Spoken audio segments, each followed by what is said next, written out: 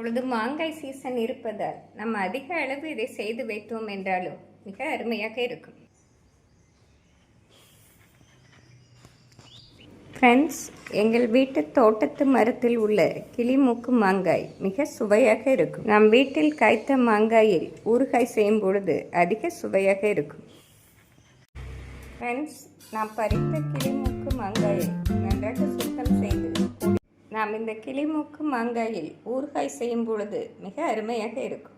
Friends, நாம் அருவாமனையால் பொடியாக நறுக்கி எடுத்து விடலாம்.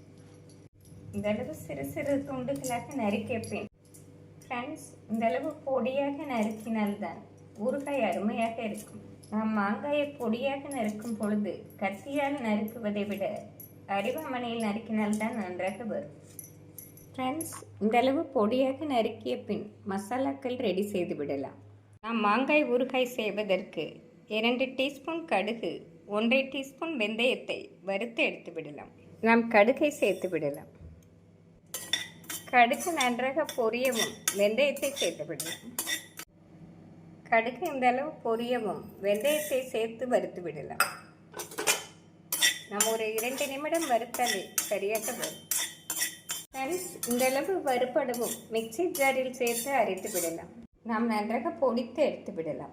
ஃப்ரெண்ட்ஸ், இந்தளவு நன்றாக பொடித்து எடுத்து விடலாம். ஃப்ரெண்ட்ஸ், நாம் ஊறுகாய் செய்வதற்கு கடாயில் 1/4 கப் நல்லெண்ணெய் சேர்த்து விடலாம். நாம் நல்லெண்ணெயில் ஊறுகாய் செய்தால்தான் சுவையாக இருக்கும்.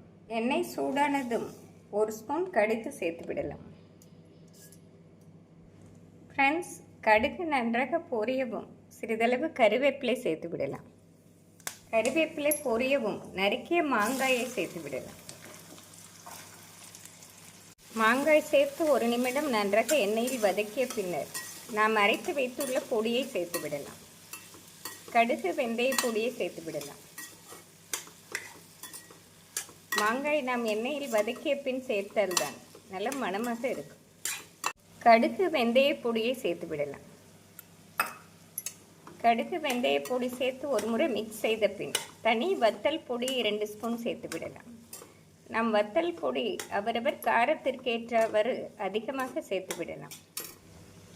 2 ஸ்பூன் தனி வத்தல் பொடி சரியாக வரும். ஃப்ரெண்ட்ஸ், வத்தல் பொடி சேர்த்து ஒரு முறை நன்றாக மிக்ஸ் செய்த பின் பெருங்காயத்தூள் 1 ஸ்பூன் சேர்த்து விடலாம். நாம் ஊறுகாய்க்கு பெருங்காயத்தூள் சேர்த்தால்தான் நல்ல மணமாக இருக்கும். பெருங்காயத்தூள் சேர்த்து நன்றாக மிக்ஸ் செய்த பின் ஊறுகாய்க்கு தேவையான உப்பு சேர்த்து விடலாம். நாம் தூள் உப்பு சேர்த்து விடலாம். நாம் உப்பு ஊறுகாய்க்கு தேவையான அளவு சேர்த்து விடலாம். உப்பு சேர்த்து ஒரு முறை நன்றாக மிக்ஸ் செய்து சிறிதளவு வெல்லப்பொடி சேர்த்து விடலாம். ஃப்ரெண்ட்ஸ், இந்த அளவு வெல்லம் சேர்த்தாலே போதுமானது. ஃப்ரெண்ட்ஸ், வெல்லம் சேர்த்து ஒரு முறை மிக்ஸ் செய்து அடுப்பை ஹை ஃப்ளேமில் வைத்து நன்றாக கிளற வேண்டும். இந்தளவு நன்றாக எண்ணெய் பிரிந்து வரவும் அடுப்பிலிருந்து இறக்கி விடலாம். ஃப்ரெண்ட்ஸ், மணக்க மணக்க மாங்காய் ஊறுகாய் அருமையாக ரெடி. ஈரமில்லாத கண்டெய்னரில் போட்டு வைத்து விடலாம். ஃப்ரெண்ட்ஸ், நாம் 2 நாள் வரை என்றால் வெளியே வைத்தே பயன்படுத்தி விடலாம். நாம் 1 வாரம் வரை பயன்படுத்த வேண்டும் என்றால் ஆறவும் ஃப்ரிட்ஜில் வைத்து பயன்படுத்தலாம். நாம் இப்படி ஒரு சிறிய கண்டெய்னரில் போட்டு டேபிளில் வைத்தோம் என்றால் தயிர் சாதம் சப்பாத்தியுடன் சாப்பிடும் பொழுது மிக சுவையாக இருக்கும். நாம் ஃப்ரிட்ஜில் வைத்த பின் தேவைப்படும் பொழுது இப்படி ஒரு சிறிய கண்டெய்னரில் போட்டு டேபிளில் வைத்து விடலாம். ஃப்ரெண்ட்ஸ், நம் வீட்டு மாங்காயில் சேர்த்ததால் மிக சுவையாக அருமையாக இருக்கும். இப்பொழுது மாங்காய் சீசன் இருப்பதால் நம்ம அதிக அளவு இதை செய்து வைத்தோம் என்றாலும் மிக அருமையாக இருக்கும். ஃப்ரெண்ட்ஸ், அனைவருக்கும் பிடித்த இந்த சுவையான மாங்காய் ஊறுகாயை செய்து பார்த்து எப்படி இருக்கிறது என்று கூறுங்கள். Thank you friends.